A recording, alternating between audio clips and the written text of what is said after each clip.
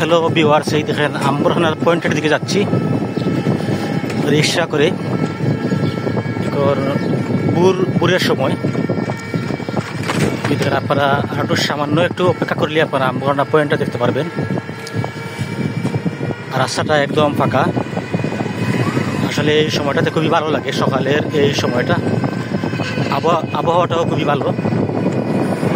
এই আমরা আম্বরখানা পয়েন্টের দিকে একবার সামনে চলে এসেছি। এই দেখেন আম্বরখানা পয়েন্ট, এটা হচ্ছে আম্বরখানা পয়েন্ট। এই আমরা খুবই কাছে চলে এসেছি। এই ভিউয়ার্স, এখানে এদিকে এয়ারপোর্ট রোড, তারপর এদিকে সাহিত্যের রাস্তা, তারপর এদিকে ওটাই